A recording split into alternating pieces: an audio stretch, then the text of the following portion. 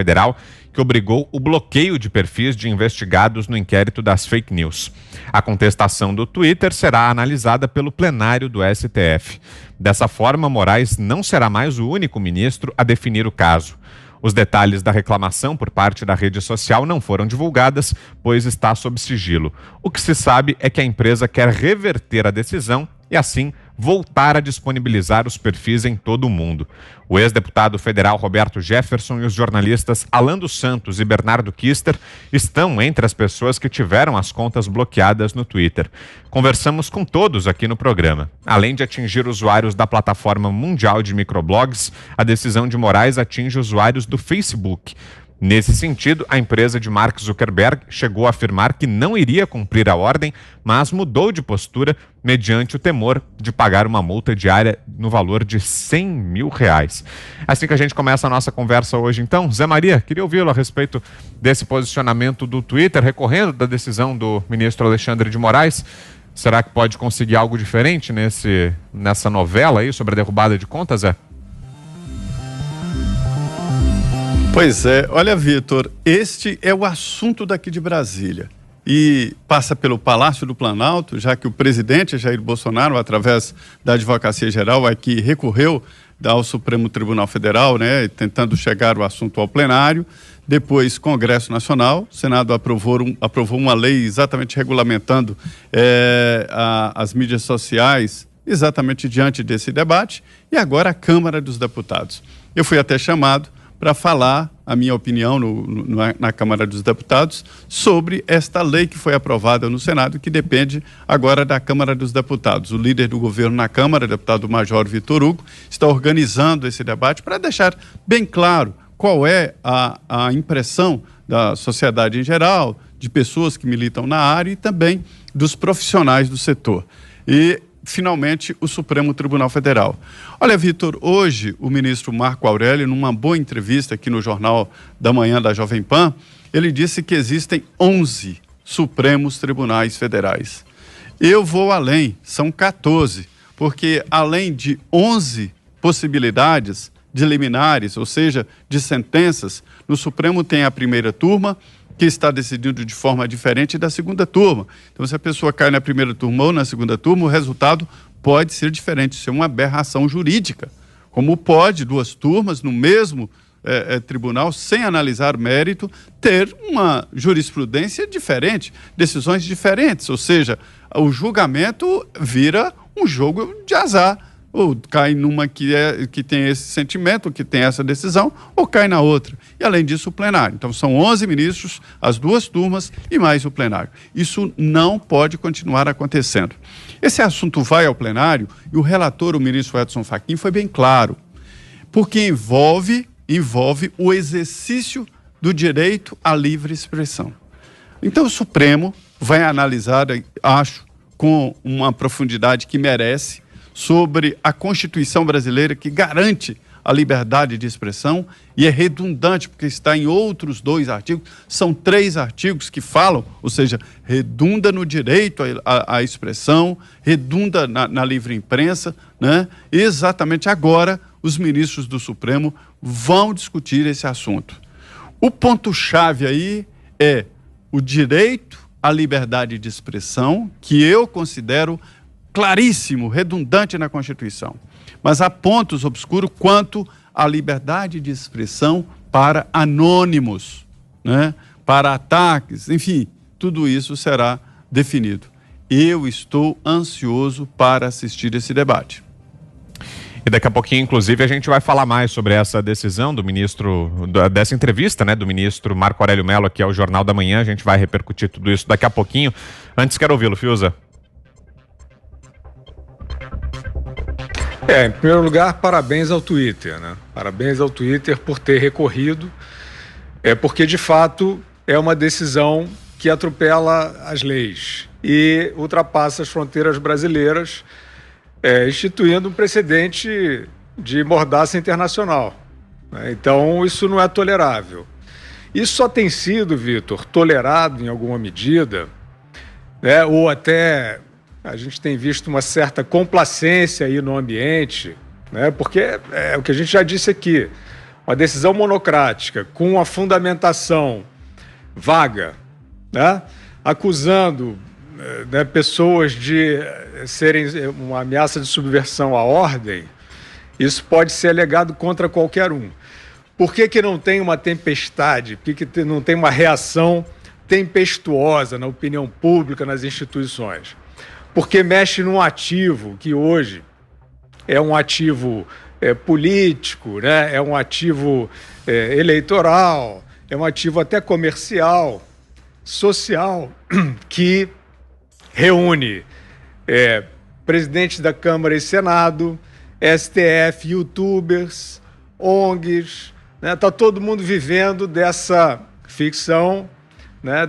Desse álibi patético do combate ao fascismo imaginário, né? Estão todos dizendo, não vale, pode sim, calar a boca, deixa o Alexandre lá brincar de xerife do mundo, porque ele está calando a boca dos bolsonaristas, né? Então estão brincando disso. Acho que o Twitter, né? Foi muito importante o Twitter recorrer, porque tanto o Twitter quanto o Facebook também estão um pouco aí nessa geleia que eu descrevi, né? Nessa geleia oportunista, né? de tentar fazer aí aí que tem o youtuber, que tem né? os parasitas de sempre, os que se dizem de esquerda e tal, né? Tá todo mundo vivendo disso. E as plataformas um pouco também, né? A gente tinha visto o Facebook, por exemplo, espontaneamente, sem nenhuma decisão judicial, tomaram uma decisão que foi uma decisão extrema, radical, quando suspendeu aí 20 contas sem justificativa, né? Sem avisar os usuários, simplesmente baniu essas contas. E quais eram as entrelinhas, né? Estamos limpando o ambiente da extrema-direita, tarará. Né? Que isso é uma coisa terrível, isso é uma coisa não democrática. E tanto o Twitter, quanto o Facebook, quanto o YouTube, a gente tem que sempre lembrar, né? São plataformas, são negócios, né? São invenções geniais, né? Quer dizer, na verdade, essas redes sociais, não obstante aí, eventualmente, uma editorialização, né, que elas tendem a ter realmente para parecer progressistas e tal, mas elas são em si um grande banho de democracia no mundo. Elas democratizaram e agora não podem querer, né, se arrepender dessa democratização e começar a controlar. Elas já estão fazendo isso, de fato, mas eu digo, Vitor, que mesmo com essas tentações de controle, ainda é um ambiente saudável, onde a informação circula, e agora o Supremo Tribunal Federal vai ter que apreciar isso, não mais como, né, uma voz solitária do Alexandre, mas o plenário da Corte. Diga aí, Augusto. Olha, hoje eu li um excelente artigo que eu recomendo, aí do Fernão Mesquita, no Estadão, em que o título, se não me engano, é Eu Sou da Velha Guarda. E ele explica que ele não está habituado a usar a primeira pessoa do singular, aí, porque ele escrevia editoriais do Estadão, e ele discorda da linha do Estadão, que admite algum tipo de censura e conta uma verdade que os brasileiros deveriam conhecer mais de perto, aí, mais intimamente, como exemplo de dignidade. O Estadão era um negócio até estranho. Eu comecei como repórter no Estadão, depois eu dirigi a redação por 4 anos, convivi com a família Mesquita e vi o que é um liberal mesmo. Era até engraçado que você tinha, por exemplo, um golpe de direita em algum lugar, aí o Estadão acolhia os editorialistas de esquerda. Eles vinham, às vezes, do mesmo país. Golpe de esquerda, eles acolhiam os de direita. E você tinha um convívio entre editorialistas, convívio tenso, né? Entre editorialistas de esquerda e de direita, mas conviviam. Até eu vou me liberar aqui para dizer um palavrão neste programa de família, como lembra o Guilherme Fiuza, porque a história é exemplar. Estava um editorialista de direita, ali dentro do elevador, estava subindo, para no quarto andar, entra um editorialista de esquerda. Aí o de esquerda olhou para o de direita que estava ali, o de direita olhou para ele e olha assim, boa tarde. O editorialista de esquerda fala assim, eu não cumprimento filho da puta. O outro, eu cumprimento. Então, sensacional a história. Primeiro porque mostra uma saída aí que é boa de se decorar. Né? Se tu vem, não quer te cumprimentar, te diz que porque você é isso, é aquilo, você fala, eu cumprimento. Eles conviviam e o Fernão Mesquita faz essa introdução toda para dizer o seguinte, o Estadão serviu de modelo para os liberais porque ele acolhia todos os tipos de pensamento.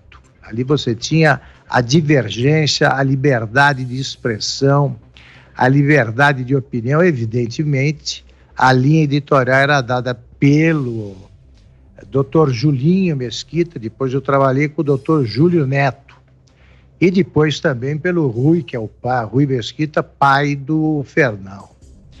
Então aquilo era uma lição. E ele diz que o Estadão jamais admitiria qualquer tipo de censura, porque censura é censura e ponto final. O Zé lembrou bem, acho que foi o Zé que lembrou que a Constituição é até redundante, né? Ela diz, não existe censura e a liberdade de expressão do pensamento existe para valer, mas faz essa ressalva, não pode ser anônimo. O anonimato, para mim, é um horror. Esses caras que escrevem, insultam, né, esculhambam meio mundo e assinam aquelas besteiras, aqueles nomes absurdos, isso aí não pode. Tem que se identificar. Identificado, defenda o que quiser. Defenda o que quiser. A liberdade de expressão, você respeita a liberdade de expressão quando você respeita a dos outros. A expressão dos outros, a liberdade de pensamento dos outros. Quando você só quer defender a sua, você é um autoritário. É autoritário. Então, tem que valer isso aí, o resto é conversa fiada. Agora, não vai dar certo isso aí, porque em matéria de fazer besteira, político brasileiro é campeão, né? Hoje também no Jornal da Manhã nós conversamos com um cara que vai ser o relator, presidente, sei lá, da comissão das fake news, o grupo que estuda as fake news na Câmara dos Deputados, vocês sabem quem é. É o nosso Orlando Silva do Partido Comunista do Brasil. Então, tecnicamente, o grupo que defende esse combate às fake news, eles fazem isso em defesa da democracia pura.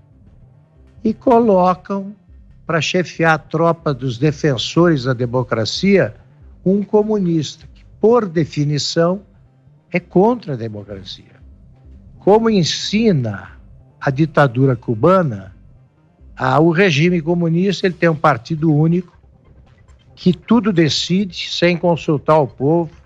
Urna, Cuba não vê desde 1960. Desde 1º de janeiro de 59, não sabe o que é isso. Se você discordar do governo, você vai para a cadeia. Não existe eleição, divergência, não tem nada disso.